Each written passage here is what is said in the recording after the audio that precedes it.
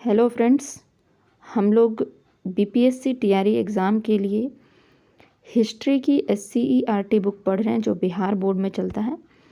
और इसका ये 6 क्लास का बुक है जिसमें हम लोग अध्याय 7 तक कंप्लीट कर चुके हैं। आज अध्याय 8 पढ़ने वाले हैं। नए प्रश्न, नवीन विचार। तो यहाँ येलो डब्बे में कुछ कुछ लिखा हुआ है, वो हम लोग नहीं पढ़ेंगे क्योंकि इसमें कुछ कहानी दिया हुआ रहता है। ठीक है, उससे हमारा क्वेश्चन आना नहीं है।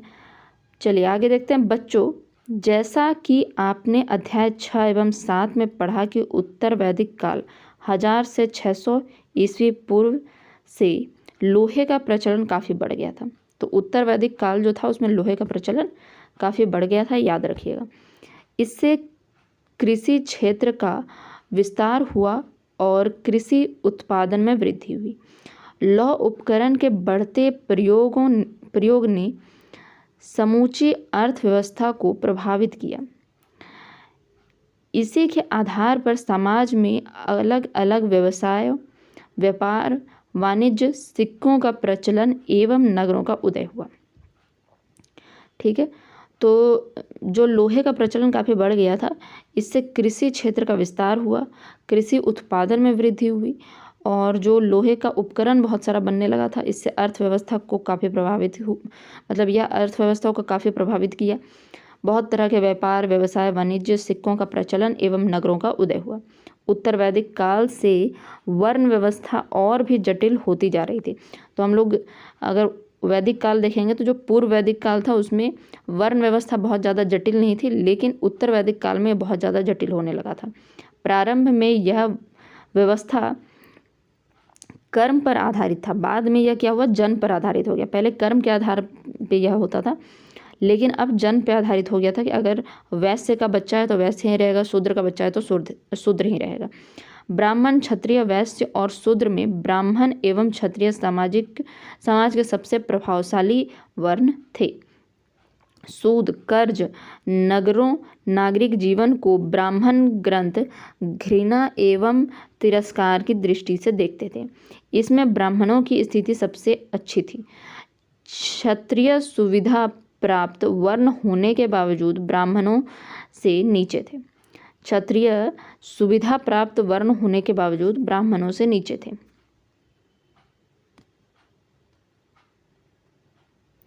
ठीक है, वैश्यों के साथ भी यही बात थी। तो क्षत्रिय जो थे वह ब्राह्मणों से नीचे थे, ब्राह्मणों की सबसे ऊंची स्थिति थी। आर्थिक क्षेत्र में प्रगति के चलते वे काफ़ी धनवान एवं खुशहाल हो गए थे। कुछ व्यापारियों के पास तो शासकों से भी अधिक धन था, परंतु वर्ण व्यवस्था के कारण उनका स्थान तीसरा था। तो मतलब पैसा ज़्यादा है फिर भी उनको ब्राह्मणों से नीचे रखा जाता था। शूद्रों की हालत तो सबसे दयनीय थी, अतः समाज का प्रत्येक वर्ग ब्राह्मणों को छोड़कर परिवर्तन चाहता था, जिससे उन्हें भी समाज में सम्मान अधिकार प्राप्त हो सके। मतलब कि ब्राह्मणों को छोड़ दिया जाए, क्योंकि ब्राह्मण तो सबसे ऊपर थे, बाकी क्षत्रिय, वैश्य और शूद्र ये सब परिवर्तन चाहते थे, क्योंकि सबको लग रहा था कि क्षत्रिय को लग रहा था कि हमको ब्राह्मणों जितना इज्जत क्यों नहीं मिल रहा है। इसके अलावा समाज में जाति प्रथा, दिखावा एवं कर्मकांड आदि बढ़ गए थे। बड़े और खर्चीले यज्ञों में पशुओं की बलि दी जा रही थी। जितना भी बड़ा बड़ा यज्ञ और खर्चीला यज्ञ होता है उसमें पशुओं की बलि दी जाती थी। फलतः बड़ी संख्या में पशुओं का सफाया हो रहा था। ऐसी स्थिति में जनसाधारण लोगों के लिए धर्म का पालन करना बड़ा कठिन हो गया था। लोग एक ऐसी धार्मिक व्यवस्था चाहते थे जिसमें सबके लिए स्थान हो। मतलब इस तरह का धार्मिक व्यवस्था नहीं चाहते थे जिसमें कि बलि दिया जा रहा है, बड़ा बड़ा जाति प्रथा, दिखावा, कर्मकांड इस तरह का बढ़ रहा है। ये तो केवल बड़े बड़े लोग ही कर पाएंगे, छोटे छोटे लोग जो कम पैसे वाले लोग हैं वो तो नहीं कर सकेंगे। ऐसे ही परिस्थिति में लगभग 600 ईसा पूर्व के आसपास उपनिषदों का संकलन हुआ। उपनिषद उत्तर वैदिक ग्रंथों का हिस्सा है। उपनिषद का शाब्दिक अर्थ क्या होता है, गुरु के समीप बैठना। उपनिषदों में कठिन विषयों जैसे आत्मा, परमात्मा, ब्रह्म आदि पर चर्चाएं मिलती है।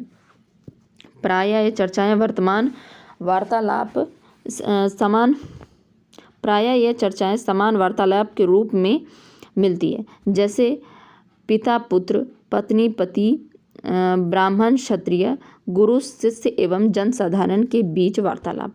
इन वार्तालापों में ज़्यादातर पुरुष भाग लेते थे। कभी कभी गार्गी जैसी स्त्री विचारकों का भी उल्लेख मिलता है। गार्गी राज दरबारों में होने वाले वाद विवादों में हमेशा भाग लिया करती थी।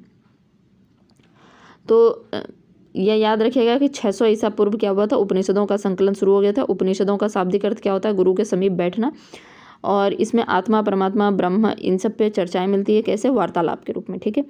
और गार्गी नाम याद रख सकते हैं, एक लेडी थी जो स्त्री विचारक थी। बच्चों, आप लोगों ने नचिकेता का नाम सुना होगा। नचिकेता आप ही की तरह एक बालक था। उसके मन में एक बार सवाल उठा, मरने के बाद हमारा क्या होता है।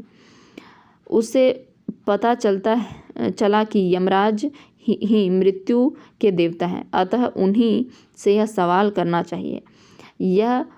वह निर्भीक होकर सीधे यमराज के पास गया और पूछा, मरने के बाद हमारा क्या होता है। नचिकेता की कम उम्र देखते हुए यमराज उसे इस प्रश्न का उत्तर नहीं देना चाहते थे।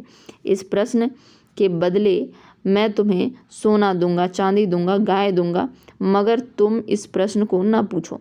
इसका उत्तर तो देवता भी नहीं जानते। नचिकेता यमराज के सारे प्रलोभनों को ठुकराकर अपने प्रश्न पर अड़ा रहा। उसकी निर्भीकता और ईमानदारी से खुश होकर यमराज ने आत्मा का स्वरूप बताते हुए कहा, यह आत्मा न जन्म लेती है और न मरती है, न यह किसी दूसरे से उत्पन्न हुई है और न कोई दूसरा ही उससे उत्पन्न हुआ है। शरीर के नष्ट होने पर वह भी नहीं मरती, मतलब कि आत्मा अमर रहती है। याज्ञवल्क्य और उसकी पत्नी का वार्तालाप भी उल्लेखनीय है। याज्ञवल्क्य ने अपने घर छोड़कर जंगलों में रहने की इच्छा व्यक्त की। इस अवसर पर उनकी पत्नी मैत्रेयी ने उसे लंबी बातचीत प्रश्नोत्तर के रूप में की। इस बातचीत का मतलब था कि धन संपत्ति से आदमी बड़ा नहीं होता है, अपने और अपने समाज के लोगों की समस्याओं के बारे में सोचने से ज्ञान की प्राप्ति होती है। कभी कभी समाज के गरीब पुरुष भी इस चर्चा में भाग लिया करते थे। सत्यकाम जावाल एक ऐसे ही गरीब व्यक्ति था। तो यह याद रखिएगा सत्यकाम जावाल के बारे में कि एक ऐसा ही गरीब व्यक्ति था। उसके मन में सत्य जानने की इच्छा हुई। इसके लिए वह गौतम नामक ब्राह्मण के पास गया। गौतम ने उसे अपने शिष्य के रूप में स्वीकार किया।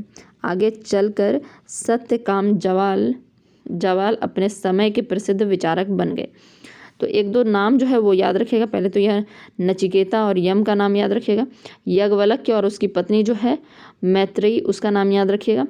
और दूसरा एक गरीब व्यक्ति कौन है, सत्यकाम जावाल, ठीक है।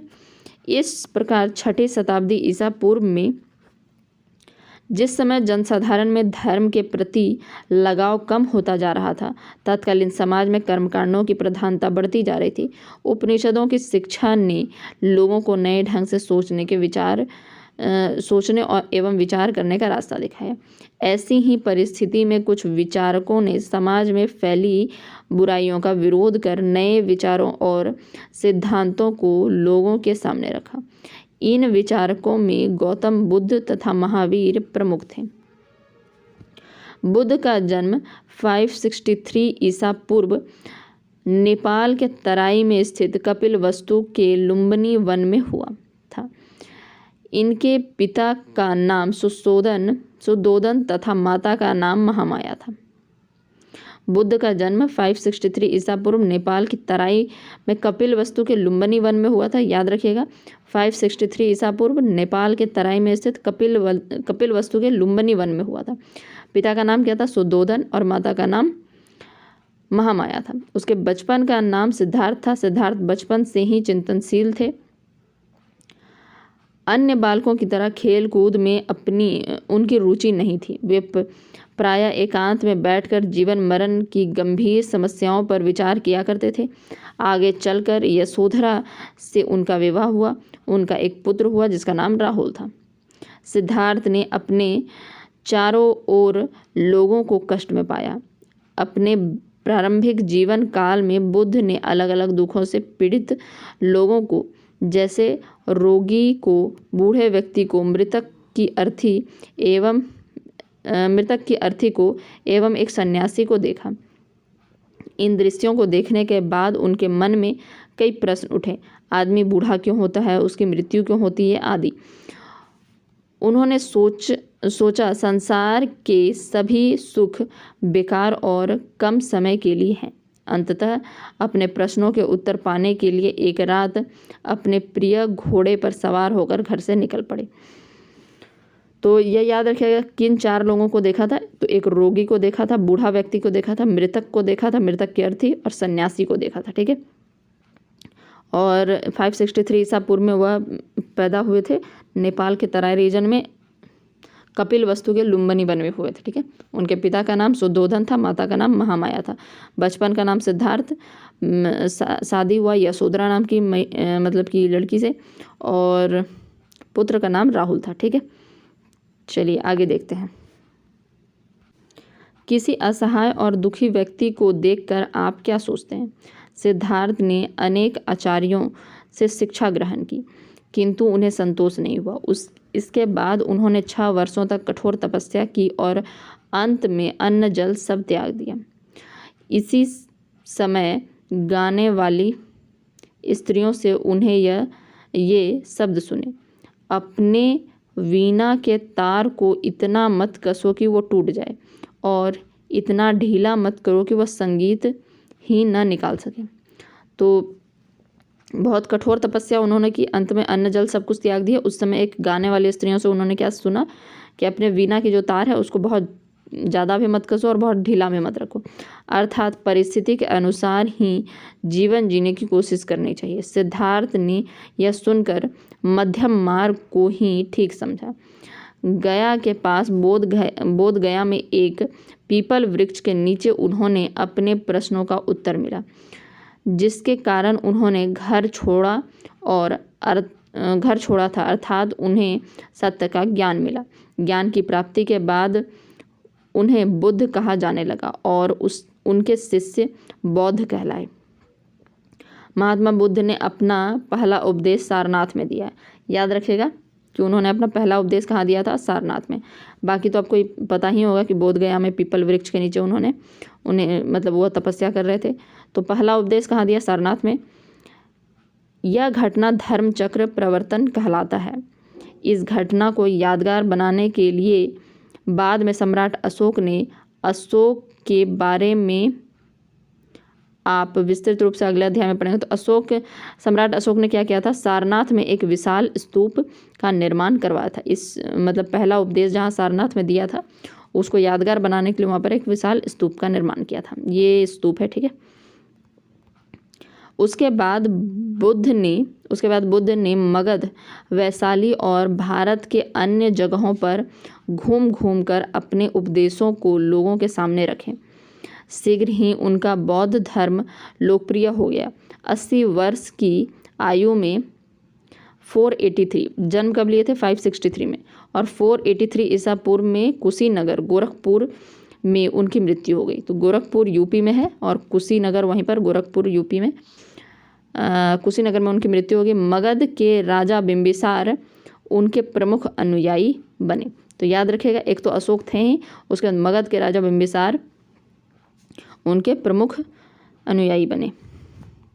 भगवान बुद्ध अपने बौद्ध भिक्षुओं के मरणोपरांत उनके शारीरिक अवशेषों पर निर्मित संरचना को स्तूप कहा जाता है। सारनाथ, नालंदा, सांची आदि जगहों पर स्तूप देखे जाते हैं। मतलब कि भगवान बुद्ध के जहाँ जो उनके सब का जो कुछ टुकड़ा अवशेष जो है अलग अलग जगह पे रखा गया और उसके उस स्तूप का निर्माण किया गया। बुद्ध ने जात पात, ऊंच नीच के भेदभाव तथा धार्मिक जटिलता को गलत बताया। एक आदमी अच्छा है या बुरा यह बात उसके व्यवहार को देखकर कही जा सकती है। बुद्ध के सिद्धांत को समाज का कोई भी वर्ग अपना सकता था। उन्होंने लोगों को दयालु तथा मनुष्यों के साथ जानवरों एवं पशु पक्षियों से भी समान रूप से प्रेम करने की शिक्षा दी। बुद्ध लोगों को दूसरे की शिक्षा या सिद्धांत को अपने विवेक के आधार पर अपनाने की सलाह देते थे। मतलब कि वो जो भी शिक्षा या सिद्धांत दे रहे थे उसको कह रहे थे कि पहले आप खुद सोचिए, विचारिए, फिर इसको अपनाइए। ऐसा नहीं कि हम कह दिए इसलिए अपनाना है। जीवों पर दया। एक बार बुद्ध भिक्षाटन के लिए जा रहे थे। रास्ते में एक गडरिया बहुत सी भेड़ों को हाँके लिए जा रहा था। बुद्ध ने देखा भेड़ के एक बच्चे के पैर में चोट लगी हुई थी, इसलिए वह लंगड़ा कर चल रहा था। पैर में पीड़ा के कारण वह बार बार भेड़ों से पीछे रह जा रहा था। मेमने की माँ अपने बच्चे को बार बार पीछे मुड़कर देखती थी। बुद्ध से उस मेमने की पीड़ा देखी न गई। उन्होंने उस बच्चे को गोद में उठा लिया और वे भेड़ के पीछे पीछे चलने लगे। ऐसे करुणामयी थे भगवान बुद्ध। आइए देखें उन्होंने ऐसा किस प्रकार किया। बुद्ध ने अपने विचार लोगों को उनकी ही भाषा पाली में दिया। महात्मा बुद्ध के उपदेश बिल्कुल सीधे साधे थे। उन्हें सामान्य लोग आसानी से समझ सकते थे। बुद्ध के अनुसार मनुष्य को 4 प्रमुख सिद्धांत आर्य सत्य को हमेशा याद रखना चाहिए। ये सिद्धांत निम्न है। पहला, दुख। बुद्ध ने जन्म, मृत्यु, रोग, इच्छित वस्तु की प्राप्ति न होने आदि को दुख माना है। दुख का कारण। बुद्ध के अनुसार दुख का मुख्य कारण इच्छा, तृष्णा है। जब मनुष्य को कोई इच्छित वस्तु नहीं मिल पाती है तब उसे दुख होता है। दुख निरोध। बुद्ध के अनुसार इच्छाओं पर नियंत्रण कर सांसारिक दुखों को दूर किया जा सकता है। दुख निरोध मार्ग। बुद्ध ने दुखों को दूर करने का मार्ग भी बताया है, जिसे अष्टांगिक मार्ग कहते हैं। इसे मध्यम मार्ग भी कहा जाता है, क्योंकि यह मार्ग न तो अधिक सरल है और न अधिक कठिन। सामान्य व्यक्ति भी अपने जीवन में इन 8 बातों का पालन कर सांसारिक दुखों से छुटकारा पा सकता है, अर्थात परम शांति, निर्वाण को प्राप्त कर सकता है। तो 4 आर्य सत्य याद रखिएगा, ठीक है। दुख है, दुख का कारण, दुख निरोध मतलब दुख से कैसे दूर हुआ जा सकता है, और दुख निरोधक मार्ग भी बताया गया, ठीक है। मतलब कि दुख निरोध है, बुद्ध के अनुसार इच्छाओं पर नियंत्रण कर सांसारिक दुखों को दूर किया जा सकता है। और उसका दुख निरोधक मार्ग भी बताया गया है। उसके लिए अष्टांगिक मार्ग या मध्यम मार्ग को अपनाना पड़ता है, ठीक है। तो देखते हैं कि यह अष्टांगिक मार्ग क्या है। इस मार्ग पर चलने के लिए बुद्ध द्वारा बताए गए 8 आदर्श इस प्रकार हैं।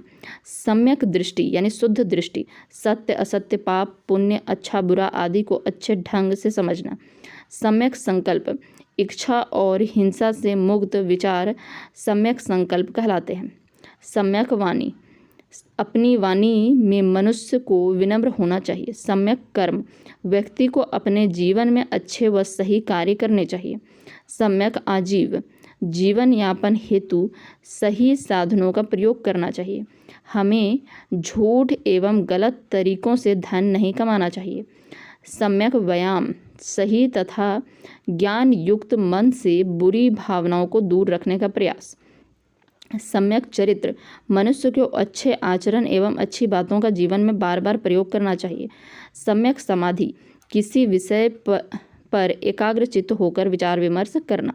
तो ये 8 जो अष्टांगिक मार्ग दिए गए हैं। सम्यक दृष्टि कि सत्य असत्य, पाप पुण्य, अच्छा बुरा, ये सब आदि को अच्छे ढंग से समझना। सम्यक संकल्प, इच्छा और हिंसा से मुक्त विचार सम्यक संकल्प कहलाता है, ठीक है। इच्छा और हिंसा से मुक्त। सम्यक वाणी यानी अपनी वाणी बोलचाल जो है वह मनुष्य का विनम्र होना चाहिए। सम्यक कर्म, व्यक्ति को अपने जीवन में अच्छे व सही कर्म करने चाहिए। सम्यक आजीव, जीवन यापन हेतु सही साधनों का प्रयोग करना चाहिए। हमें झूठ गलत तरीके से धन नहीं कमाना चाहिए। सम्यक व्यायाम यानी कि सही तथा ज्ञान युक्त मन से बुरी भावनाओं को दूर रखना चाहिए। और सम्यक चरित्र क्या होता है अच्छे जो आचरण हैं, अच्छी बातें हैं, उनको जीवन में बार बार प्रयोग करना चाहिए। सम्यक समाधि यानी कि किसी विषय पर एकाग्रचित्त होकर विचार विमर्श करना चाहिए। बुद्ध के उपरोक्त बताए गए मार्ग पर चलने के बाद मनुष्य आनंद तथा शांति का अनुभव करता है। बुद्ध ने बौद्ध संघों की स्थापना की, जिसमें सभी जातियों के पुरुष और महिलाओं को शामिल होने की आज़ादी थी। संघ में प्रवेश लेने वाले लोग अपनी आवश्यकताओं को कम से कम करते हुए सादा जीवन जीते थे। अपनी मूलभूत आवश्यकताओं की पूर्ति के लिए वे भिक्षा मांगते थे। इसी कारण वे भिक्षु पुरुष या भिक्षुनी महिला कहलाती थी। इनके रहने के स्थान को विहार कहा जाता था। अपनी सादगी और सरलता के कारण भारत के साथ साथ विदेशों में भी यह धर्म काफ़ी लोकप्रिय हुआ। श्रीलंका, चीन, जापान, कोरिया, तिब्बत आदि देशों में इसके अनुयायियों की संख्या काफ़ी अधिक है। तो यह याद रखिएगा कि बुद्ध ने बौद्ध संघों की स्थापना सभी जाति पुरुष स्त्री के लिए किया था, ठीक है। और इसमें सभी लोग शामिल हो सकते थे। उन्हें पुरुष को भिक्षु कहा जाता था और महिला को भिक्षुनी कहा जाता था। रहने का स्थान को विहार कहा जाता था। और ये कहाँ कहाँ पर फैला था? श्रीलंका, चीन, जापान, कोरिया, तिब्बत, ठीक है। भारतीय समाज के सभी पक्षों को बौद्ध धर्म ने प्रभावित किया। सम्राट अशोक ने लोक कल्याण, अहिंसा, धार्मिक सहिष्णुता तथा साम्राज्य विस्तार न करने का निश्चय बौद्ध धर्म से प्रभावित होकर किया। तो सम्राट अशोक जो है लोक कल्याण के बारे में, अहिंसा मतलब हिंसा नहीं करेंगे, धार्मिक सहिष्णुता मतलब सभी धर्मों को समान मान्यता देंगे, साम्राज्य विस्तार नहीं करेंगे, इस तरह का निश्चय कब किए थे? जब वह बौद्ध धर्म से प्रभावित हुए थे। धार्मिक क्षेत्र में अनेक बदलाव आए। धीरे धीरे यज्ञ, बलि एवं कर्मकांड में कमी हुई। नालंदा, विक्रमशिला जैसे बौद्ध मठ स्थापित हुए। तो याद रखिएगा कि धीरे धीरे यज्ञ, बलि एवं कर्मकांडों की कमी हुई है। जो पहले जो उत्तर वैदिक काल के बाद जो चल रहा था उसमें बहुत सारा कमी आया और नालंदा और विक्रमशिला जो है बौद्ध मठ स्थापित हुए। बौद्ध धर्म से जुड़े स्थलों की सूची बनाएं। अगर आपको 2 स्थलों पर भ्रमण करने का मौका मिले तो प्रथम 2 में किसका चयन करेंगे और क्यों? तो बौद्ध धर्म का मतलब ये पढ़ लिए हैं हम लोग। जैन धर्म के बारे में पढ़ते हैं। जैन धर्म इस समय बौद्ध धर्म की तरह जैन धर्म भी जनसाधारण को अपनी नई विचारधारा से प्रभावित कर रही थी। जैन धर्म के संस्थापक ऋषभ देव थे। जैन धर्म में कुल 24 तीर्थंकरों के होने की बात कही जाती है। तीर्थंकर का अर्थ धर्म प्रचारक करते हुए दूसरों को रास्ता बताने वाला होता है। तीर्थंकरों को कर्म में 23वें के क्रम में 23वें थे पार्श्वनाथ, जो काशी के अश्वसेन के पुत्र थे, ठीक है। तो 24 है और 24 में 23वें क्रम में कौन है? तो पार्श्वनाथ है, जो अश्वसेन के पुत्र हैं, ठीक है। काशी के अश्वसेन के पुत्र हैं। 24वें तो महावीर हैं। जैन शब्द जिन शब्द से निकला है, जिसका अर्थ है जीतने वाला। 24वें तथा अंतिम तीर्थंकर महावीर इस धर्म के सर्वाधिक महत्वपूर्ण विचारक थे। इन्होंने इस धर्म में अपेक्षाकृत सुधार करके इसका व्यापक स्तर पर प्रचार किया। महावीर का मूल नाम वर्धमान था। वर्धमान का जन्म 540 ईसा पूर्व वैशाली के निकट कुंड ग्राम में हुआ था। इसके पिता सिद्धार्थ जातक क्षत्रिय कुल के प्रधान थे, ठीक है। तो महावीर का मूल नाम क्या था?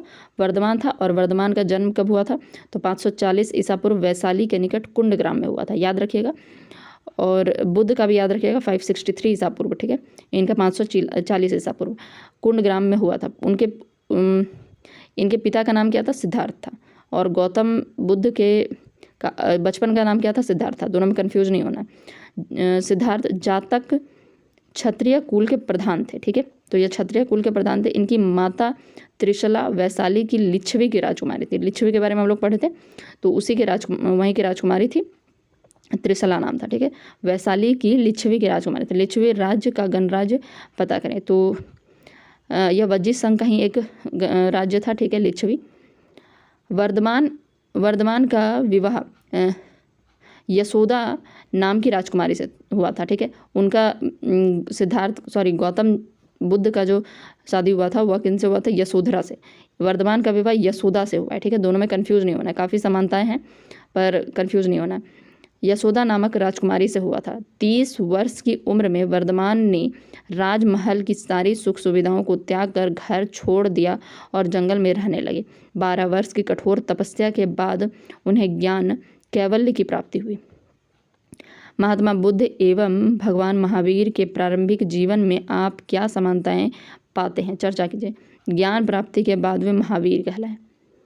72 वर्ष की उम्र में 468 ईसा पूर्व में पावापुरी में उनकी मृत्यु हुई। ठीक है, तो अब 12 वर्ष की कठिन तपस्या किए थे और उसके बाद 468 ईसा पूर्व में पावापुरी में उनकी मृत्यु हो गई। ठीक है, तो आप एक काम कीजिए, महावीर और बुद्ध के बारे में जो है कब उनका जन्म हुआ, डेथ हुआ, उनका बचपन का नाम क्या था, पिता माता इन सब का नाम हम जितना भी एक पत्नी सबका नाम एक जगह पर लिख लीजिए ताकि कन्फ्यूज ना हो। ठीक है, ज्ञान प्राप्ति के बाद महावीर, ये तो हो गया था। चलिए आगे देखते हैं हम लोग। भगवान बुद्ध की तरह महावीर के उपदेश सरल थे। जैन धर्म में सदाचार या अच्छे आचरण के लिए कई सुझाव बताए गए। जैन धर्म में अहिंसा का मुख्य स्थान है। भगवान महावीर का मानना था कि पशु पक्षियों, पेड़ पौधों और हवा में उपस्थित अदृश्य कीटाणुओं में भी जीवन है। इसलिए जैन साधु मुंह और नाक पर कपड़ा बांधकर चलते हैं ताकि हवा द्वारा कीड़े उनकी नाक में पहुंचकर कष्ट ना हो जाए, मतलब कोई कीड़ा उनके नाक में घुस ना जाए और उनको कष्ट ना हो जाए। स्मरण करें, भगवान बुद्ध भी अहिंसा को अपनाने की बात कही थी। मुंह और नाक पर कपड़ा बांधने या ढकने से और क्या क्या फ़ायदे हो सकते हैं, चर्चा कीजिए। तो ये क्वेश्चन दिया हुआ है, तो जो 6th क्लास के बच्चे हैं वो ये सब सॉल्व करेंगे। जैन धर्म के अनुसार मनुष्य को सत्य का सहारा लेकर जीवन जीने की कोशिश करनी चाहिए। सत्यपूर्वक जीने के लिए मनुष्य को क्रोध, लोभ, भय तीनों का परित्याग करना चाहिए। तो सत्यपूर्वक जीना चाहिए और सत्यपूर्वक जीने के लिए मनुष्य को क्या करना चाहिए? क्रोध, लोभ, भय तीनों का परित्याग करना चाहिए। महावीर ने लोगों से चोरी न करने की बात कही। बिना आज्ञा एवं अनुमति के हमें दूसरों का सामान नहीं लेना चाहिए। इसके साथ ही ईमानदारी पर बल देते हुए आवश्यकता से अधिक धन का संग्रह करने की बात कही थी। भगवान बुद्ध की तरह अच्छे चरित्र निर्माण के लिए महावीर ने लोगों से ब्रह्मचर्य का पालन करने की बात कही थी। इसका अर्थ है मनुष्य को अपने मन पर नियंत्रण रखना चाहिए। महावीर ने अपनी शिक्षा आम लोगों की भाषा प्राकृत में दी थी। ठीक है, उन्होंने पाली में दी थी या प्राकृत में। ठीक है, देश के अलग अलग हिस्सों में प्राकृत के अलग अलग रूप प्रचलित थे। जैसे मगध में बोले जाने वाली प्राकृत मगधी कहलाती थी। महावीर ने सभी मनुष्यों को समान माना। इन्होंने स्त्रियों को पुरुषों के समान संघ में प्रवेश देने की स्वीकार किया। स्मरण करें, उपनिषदों में गार्गी जैसे स्त्री विचारकों का उल्लेख है। भगवान बुद्ध भी अपने संघ में स्त्रियों को प्रवेश की आज़ादी दी थी। बुद्ध तथा महावीर दोनों का मानना था कि घर का त्याग करने पर ही सच्चे ज्ञान की प्राप्ति हो सकती है। ऐसे लोगों के लिए उन्होंने संघ नामक संगठन बनाए जहां घर का त्याग करने वाले लोग एक साथ रह सके। महावीर ने अपने उपदेशों में कर्म की प्रधानता दी। उनके अनुसार मनुष्य भी अच्छे कार्यों द्वारा पूजनीय बन सकते हैं। जीवन का उद्देश्य आनंद प्राप्ति। इस प्राप्ति के लिए जैन धर्म में 3 मार्ग बताए गए हैं। तो 3 मार्ग याद रखिएगा, वहाँ अष्टांगिक मार्ग था, यहाँ 3 मार्ग है। सम्यक दर्शन, आत्मा सभी जीवधारियों के शरीर में निवास करती है, इसलिए मनुष्य को सभी प्राणियों को अपने समान समझना चाहिए। सम्यक दर्शन ये हो गया। ठीक है, सम्यक ज्ञान, सम्यक दर्शन से सम्यक ज्ञान की प्राप्ति होती है और मनुष्य को अज्ञानता, क्रोध, लोभ, मोह आदि से छुटकारा मिलता है। सम्यक चरित्र, इसका अर्थ अच्छे आचरण एवं व्यवहार से है। अपने विचारों और बोली पर नियंत्रण रखने से अच्छे चरित्र की प्राप्ति होती है। जैन धर्म में इसे त्रिरत्न कहा गया। यह जो 3 मार्ग बताया गया ना, इसको क्या कहते हैं? त्रिरत्न बताया गया। ठीक है, इसको त्रिरत्न कहते हैं, जैसे उसको अष्टांगिक मार्ग कहते हैं, इसको त्रिरत्न कहते हैं। जैन धर्म के अनुयायियों का ऐसा मानना है कि इस मार्ग पर चलने से मनुष्य जीवन मरण के दुखों से छुटकारा पा सकता है। बौद्ध धर्म के अष्टांगिक मार्ग की तुलना जैन धर्म के त्रिरत्न से कीजिए। तो ये एक अष्टांगिक मार्ग है या त्रिरत्न है, दोनों में कंपेयर करने के लिए बोला जा रहा है। तो यह चैप्टर कंप्लीट हो गया है। आइए हम इसका रिवीजन एक बार कर लेते हैं। तो देखिए, सबसे पहले उत्तर वैदिक काल जो है वह 1000 ईसा पूर्व से लेकर 600 ईसा पूर्व तक था। लोहे का प्रचलन काफ़ी बढ़ गया था और व्यवसाय, व्यापार, वाणिज्य, सिक्कों का प्रचलन आगे बहुत ज़्यादा बढ़ गया था। उसके बाद हम लोग क्या देखते हैं कि पहले लोग जो उत्तर वैदिक काल में क्या था, वर्ण व्यवस्था जो थी और भी ज़्यादा जटिल हो गई थी, जबकि पूर्व वैदिक काल में यह कर्म पर आधारित था, लेकिन उत्तर वैदिक काल में जन्म पर आधारित हो गया था। तो ब्राह्मण सबसे अच्छी स्थिति में थे, क्षत्रिय उससे नीचे, वैश्य और शूद्र की स्थिति बहुत ही खराब थी। उसके बाद यहाँ पर बड़े बड़े खर्चीले और दिखावा वाला बहुत सारा कर्मकांड बढ़ गया था। पशुओं की बलि दी जा रही थी, भारी संख्या में पशु जो थे कम हो रहे थे। ऐसी परिस्थिति में लगभग 600 ईसा पूर्व में उपनिषदों का संकलन शुरू हुआ। उपनिषदों में वैदिक ग्रंथ, उपनिषद जो है उत्तर वैदिक ग्रंथों का हिस्सा है। उपनिषद का शाब्दिक अर्थ होता है गुरु के समीप बैठना, ठीक है। इसमें आत्मा, परमात्मा, ब्रह्म आदि पर चर्चाएं होती है, ठीक है। सब लोग बैठकर, मतलब कि 2 लोग बैठकर वार्तालाप के रूप में मतलब जो पिता, पुत्र, पत्नी, पति, इस तरह का गुरु शिष्य जनसाधारण की बातचीत वार्तालाप के रूप में इसमें उपनिषद में दिखाया गया है। और इन वार्तालापों में क्या है, ज़्यादातर पुरुष भाग लेते थे, लेकिन कुछ कुछ महिलाएं भी भाग लेती थी, जैसे गार्गी जैसे स्त्री विचारक, ठीक है। उसके बाद हम लोग यहाँ पर एक व्यक्ति है नचिकेता, उसको एक बालक है, वो उसके मन में सवाल उठता है कि मरने के बाद हमारा क्या होता है। वह यम से पूछने लगता है और यम फिर उसको जवाब देते हैं कि आत्मा अजर अमर है, वह कभी मरती नहीं है। उसके बाद एक यज्ञवल्क्य है, उनकी पत्नी है। उनकी पत्नी कौन है, मैत्री है, ठीक है। उन दोनों का बातचीत दिखाया गया। एक यज्ञवल्क्य जो था वह घर छोड़ने की बात करता है, तो उसमें प्रश्न उत्तर के रूप में अपनी पत्नी से बातचीत कर रहा है वह। उसके बाद एक गरीब पुरुष था जो इसमें सत्यकाम जवाला, ठीक है। वह एक गरीब व्यक्ति है जिसे सत्य जानने की इच्छा हुई और वह किसके शरण में गया, गौतम नामक ब्राह्मण के पास पहुंचा, ठीक है। गौतम ने उसे अपना शिष्य बना लिया और आगे चलकर सत्यकाम जवाला जो थे वह प्रसिद्ध विचारक बन गए। इस प्रकार 6ठी शताब्दी ईसा पूर्व में के समय में तो जनसाधारण में धर्म के प्रति लगाव कम होता जा रहा था और इस तरह का जो कर्म कांड है उसकी प्रधानता बढ़ती जा रही थी। लोग उपनिषद से शिक्षा ग्रहण कर रहे थे। आगे हम लोग देखते हैं बुद्ध और महावीर के बारे में देखेंगे। तो पहले बुद्ध जो है वह 563 ईसा पूर्व में जन्म लिए थे। नेपाल के तराई क्षेत्र में कपिलवस्तु के लुम्बिनी वन में उनका जन्म हुआ था। पिता का नाम शुद्धोधन था, माता का नाम महामाया था। इनके बचपन का नाम सिद्धार्थ था और इनकी पत्नी का नाम यशोधरा और पुत्र का नाम था राहुल। इन्होंने 4 लोगों को देखा था। कौन कौन से लोग थे, रोगी, बूढ़ा, मृतक का अर्थी और सन्यासी, ठीक है। उसके बाद एक दिन वह अपने घर से अपने प्रिय घोड़े पर सवार होकर निकल पड़े थे। सिद्धार्थ ने बहुत सारे गुरुओं से शिक्षा ली थी और उसके बाद अंततः वो अन्न जल सब त्याग दिए थे। पर फिर एक वीणा बजाती हुई महिलाओं से उन्होंने सुना था कि अगर वीणा का तार बहुत ज़्यादा ज़्यादा ना खींचा जाए, नहीं तो वह टूट सकता है। ज़्यादा ढीला भी नहीं छोड़ना चाहिए, नहीं तो संगीत नहीं निकल सकेगा। तो यह सब सुनते हुए उन्होंने मध्यम मार्ग को ही ठीक समझा था। उसके बाद बुद्ध जो थे सबसे पहले जब उपदेश कहाँ दिए थे तो वह सारनाथ में दिए थे। इस घटना को धर्मचक्र प्रवर्तन कहलाता है और इसको यादगार बनाने के लिए यहाँ पर अशोक ने जो थे सारनाथ में एक विशाल स्तूप का निर्माण करवाया था। उसके बाद मगध, वैशाली, भारत के अन्य जगहों पर घूम कर उपदेश देने लगे। 80 साल के बाद उनकी 483 ईसा पूर्व में कुशीनगर, गोरखपुर में उनकी मृत्यु हो गई और मगध के राजा बिम्बिसार उसके प्रमुख अनुयायी बने थे, ठीक है। उसके बाद बुद्ध जो थे जात पात, ऊंच नीच में भेदभाव नहीं करते थे।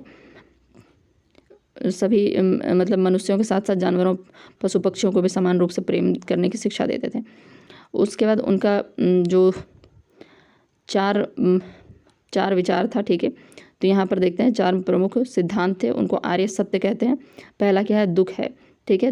बुद्ध ने जन्म, मृत्यु, रोग, इच्छित वस्तु की प्राप्ति न होना आदि को दुख माना है। दुख का कारण बताया है कि दुख का कारण होता है, बुद्ध के अनुसार दुख का मुख्य कारण इच्छा, तृष्णा है। जब मनुष्य को कोई इच्छित वस्तु नहीं मिल पाती है तो उसे दुख होता है। दुख निरोध, बुद्ध के अनुसार इच्छाओं पर नियंत्रण कर सांसारिक दुखों को दूर किया जा सकता है। दुख निरोधक मार्ग भी बताया है, अष्टांगिक मार्ग या मध्यम मार्ग इसको कहते हैं, ठीक है।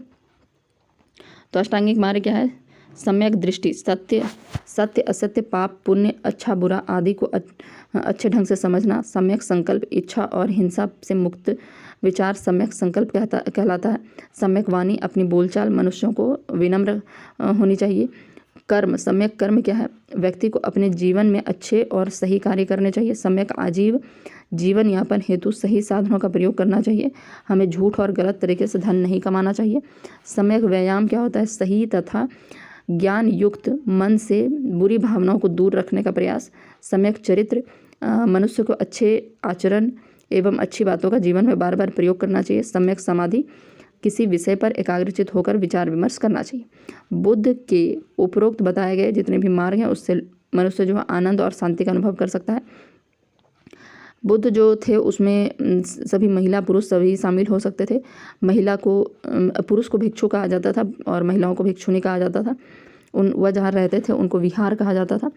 और उनका जो और भी देशों में उनकी जो सादगी और सरलता के कारण यह और भी देशों में यह धर्म लोकप्रिय हुआ। श्रीलंका, चीन, जापान, कोरिया, तिब्बत, यहाँ भी उनके अनुयायी थे। उसके बाद सम्राट अशोक जो थे लोक कल्याण, अहिंसा, धार्मिक सहिष्णुता, साम्राज्य विस्तार न करने का निश्चय धर्म से प्रभावित होकर किए थे। धार्मिक क्षेत्रों में अनेक बदलाव आए। धीरे धीरे यज्ञ, बलि एवं कर्मकांड में कमी हुई। उसके बाद नालंदा और विक्रमशिला जैसे बौद्ध मठ भी स्थापित हुए। अब हम लोग देखते हैं जैन धर्म के बारे में। तो इसमें इसका शुरुआत संस्थापक श्रीशव देव थे और 23वें तीर्थंकर पार्श्वनाथ जो काशी के अश्वसेन के पुत्र थे। जैन शब्द जो है जिन से निकला है, जिन मतलब होता है जीतने वाला। 24वें एवं अंतिम तीर्थंकर थे महावीर। इस धर्म के सर्वाधिक महत्वपूर्ण विचारक थे। इनका जन्म कब हुआ था, तो 540 ईसा पूर्व वैशाली के निकट कुंड ग्राम में हुआ था। इनका मूल नाम वर्धमान था। इनके पिता का नाम सिद्धार्थ, जातक क्षत्रिय कुल के प्रधान थे। इनकी माता त्रिशला वैशाली की लिच्छवी की राजकुमारी थी। वर्धमान का विवाह जो है यशोदा नाम की राजकुमारी से हुआ था। 30 वर्ष की उम्र में वर्धमान जो है राजमहल छोड़कर चले गए थे और 12 वर्ष की कठोर तपस्या कर रहे थे। उसके बाद 72 वर्ष की उम्र में बुद्ध जो थे वह 80 वर्ष की उम्र में और यह 72 वर्ष की उम्र में 468 ईसा पूर्व में पावापुरी में उनकी मृत्यु हो गई। उसके बाद देखते हैं भगवान बुद्ध की तरह महावीर भी उपदेश सरल भाषा में देते थे। इनकी भाषा कौन सी थी, तो प्राकृत थी, ठीक है। और यह पशु पक्षी पेड़ पौधा हवा में उपस्थित अदृश्य कीटाणुओं में भी जीवन है यह शिक्षा देते थे। और वह मुंह पे कपड़ा बांधकर चलने के लिए कहते थे ताकि कोई भी कीड़ा मकोड़ा नाक में ना घुस जाए जिससे उनको कष्ट हो। चलिए आगे देखते हैं। तो जैन धर्म के जो लोग थे उनको सत्य का सहारा लेकर जीवन जीने की कोशिश करनी थी। लोभ, क्रोध, मोह ये सब नहीं करना था। चोरी ना करने की बात कही गई थी, ठीक है। आवश्यकता से अधिक धन संग्रह नहीं करने की बात कही गई थी। बुद्ध भगवान अच्छे चरित्र निर्माण के लिए महावीर ने लोगों से ब्रह्मचर्य पालन करने की बात कही, ठीक है। इसका मतलब है कि इनको नियंत्रण करना था अपने मन पे। चलिए आगे हम लोग देखते हैं। तो इनका भी त्रिरत्न जो है 3 मार्ग उन्होंने बताया। सम्यक दर्शन, आत्मा सभी जीवधारियों के शरीर में निवास करती है इसलिए मनुष्य को सभी प्राणियों को अपने समान समझना चाहिए। सम्यक ज्ञान, जब सम्यक दर्शन से सम्यक ज्ञान की प्राप्ति होती है और मनुष्य को अज्ञानता, क्रोध, लोभ, मोह आदि से छुटकारा मिल जाता है। सम्यक चरित्र, इसका अर्थ अच्छे आचरण एवं व्यवहार से अपने विचारों और बोली पर नियंत्रण रखने से अच्छे चरित्र की प्राप्ति होती है। तो इसको त्रिरत्न कहा है। ठीक है, तो यह चैप्टर यहाँ पर कंप्लीट होता है। अब हम लोग नेक्स्ट चैप्टर में मिलेंगे। Thank you.